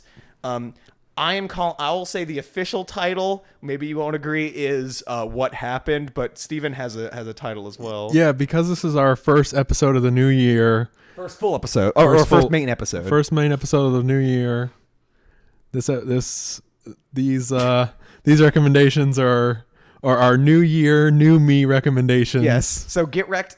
New Year, New Me theme. New Year, New Me. So we talked about before we started this podcast, every now and then we do a theme where we want to recommend things of a similar oeuvre, because up to this point it's been completely random with no worry about what each other are recommending. And I like that, and we're going to do that for most episodes, but occasionally we want to spice it up. So I have an idea of a theme that can come up frequently. Guys, this guy keeps nailing me because I haven't listened to Yes yet. Anyway, one theme we can revisit, but it's a theme, what happened. So my idea is we're recommending things to each other, and it's not going to be an objective recommendation where we just say what the thing is. It's something that either went from especially bad or remarkably bad, not in that it's terrible, but just in that it's notable that it is as bad as it is, right?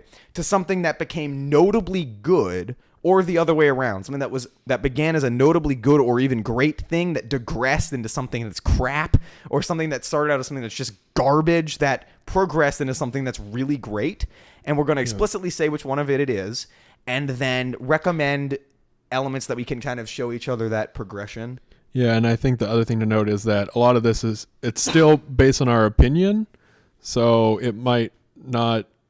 It could be universally accepted that it went from good to bad or bad to good, but specifically we want to call out that in our opinion, it went from good to bad or bad to good. Yeah.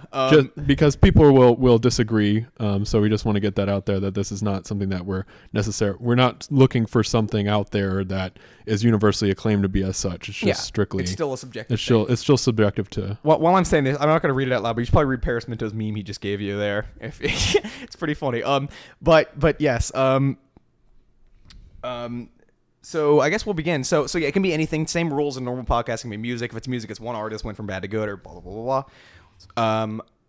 You should begin because you gave me the recommendation for Drawfee, and that we began with that. So I'll start with you. Okay. So my recommendation. So this is something that I would consider went from being bad to good. Good or great?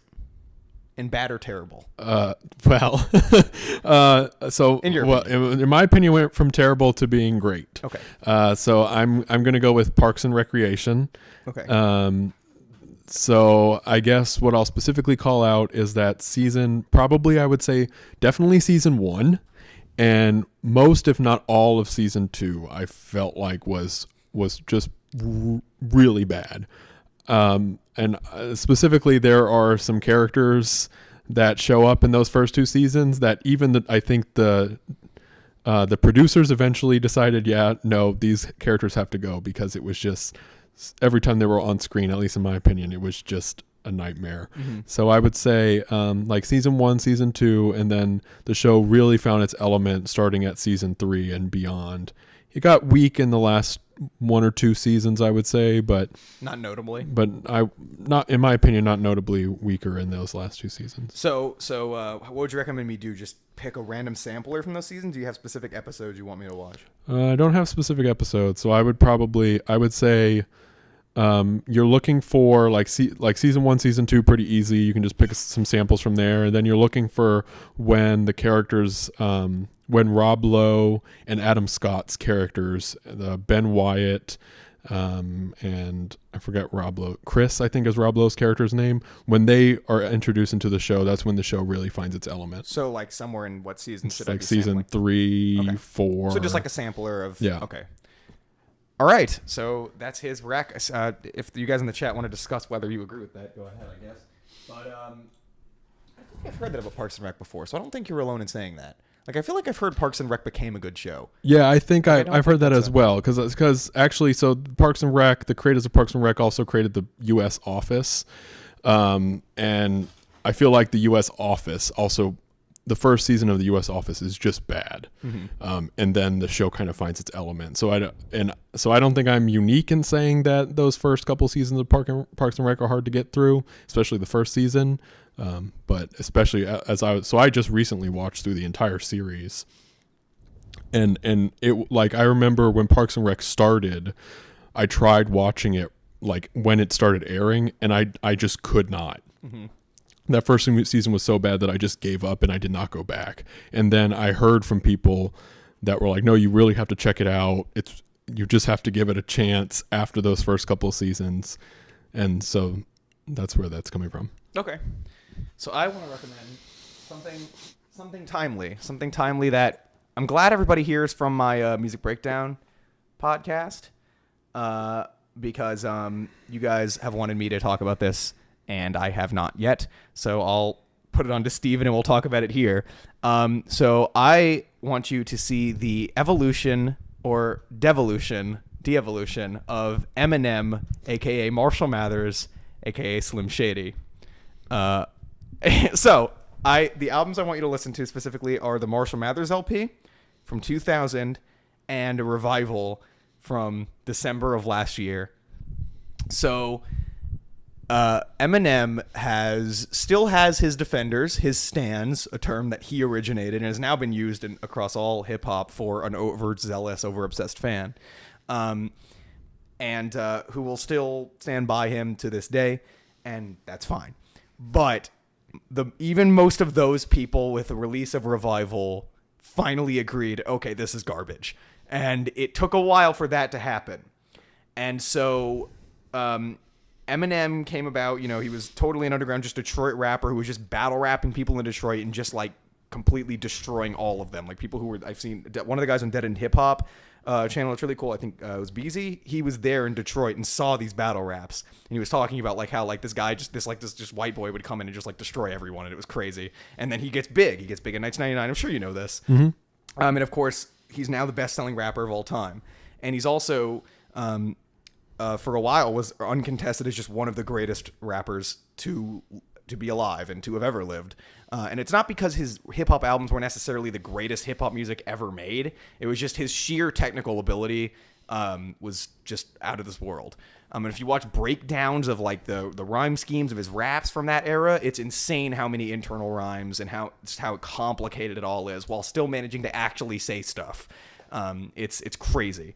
So Marshmallow's LP is considered a classic of the genre, considered one of the best of the genre. I don't know if I'd say it's like one of the necessarily the greatest in the genre, but certainly one of the most significant. And it's undeniably a classic. People remember it.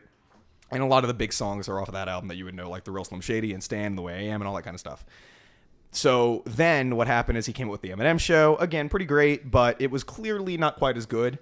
And then he came up with Encore, which would have been the other album I would have picked if Revival didn't recently come out and everybody agreed on that. And Encore was like, it was instant, just a ridiculous drop in quality to a level that I honestly can't think of for any other artist. It's insane. Like, he went from dropping Marshall Mathers LP, one of the classics in the genre, to Encore, which is just like one of the, like, has legitimately the middle stretch of that album is like a stretch of some of the worst hip hop songs ever made. And I will stand by that. I actually think Encore is worse than Revival. But Encore has a great song on it. So I guess that's one step up, but still and this was just because he was so high at this point. He went into every recording so high that he was rapping about fucking nothing with no interest. His voice was so monotone, and it was these comedy songs that weren't funny. I don't know if you've ever heard the song Just Lose It, where he does this obnoxious voice over and over again, but it's the worst shit. And then he drops out for a while. He claims that it's over. He's done because he almost like he's trying to recover from his drug addiction. But he comes back in 2009 with Relapse, which is also just completely god awful. He does this obnoxious like accent on every rap as if to make himself rap better, but it's just annoying and terrible. I mean, it's slightly better than Encore, but in some ways even more unbearable. So that album's terrible. And then he does Recovery to say, hey, I'm better now. And it's also terrible, but it's just like poppy now and inspirational. Mm-hmm. And I'm sure you remember when that occurred. One. Yeah. A lot of Rihanna on that one. Love right? the way, tons of female pop vocalists. Love the Way You Lie is on that album. God, it's just, ugh. But at this point, his rapping is just noticeably much worse. Because even on Encore, he still flowed. It was just there's no passion or interest in anything he was saying for the most part. As soon as Relapse and everything since, his flow is choppy. His voice is like he doesn't know what words to accent. He accents the wrong words. Like he'll accent articles like the sometimes. And it's just so weird. Like he's putting the accent on the wrong words. Everything sounds awkward. He sounds clunky. His lyrical ability, at least his rhyme scheme ability is still there, but his lyrics are corny as shit. And this is a problem people have been having them for a while. He drops the Marsh Mathers LP2. It's also pretty bad, but it's like, it's getting there. It's got some better stuff. And then he drops Revival, and everybody's like, he's done. This is it. And I'm sure that when you hear it, you will understand why everybody believes that. But it is continuing in the same series as Relapse, Recovery, and now Revival. So it's like a drug theme sort of going on. And yeah, I guess to be very fair, he just dropped like a remix of one of the tracks that everybody agreed he just killed that beat. He comes on and he's pissed off because everyone doesn't like Revival, which is kind of funny. But because he's mad, he has something to talk about, and he kills it. Like, he still sounds a little awkward in my opinion, but his flow, his lyrics are just amazing. So he still got it. But he drops an album like Revival, and no one understands why he's this shit. Like, no one gets it. So I think you'll see when you listen to it. You gotta put those other chumps on the back burner. You got buns, I got Asperger's. That's a line from Revival. So I think that'll be that's a good in to what Revival is like. There are no lines like that in Parks and Recreation, unfortunately. Damn, that's a shit. Oh, also, your booty is heavy duty like diarrhea. That's another one. Nice. One. So, classic. So I feel like you can kind of get a good grip. But yeah, I feel like that's pretty much it for this episode. So be looking forward to our thematic episode, New Year, New Me. New Year, New Me. And we'll meet together for the next episode, yeah? Yep, those were our thoughts. Those were our recommendations. Get wrecked.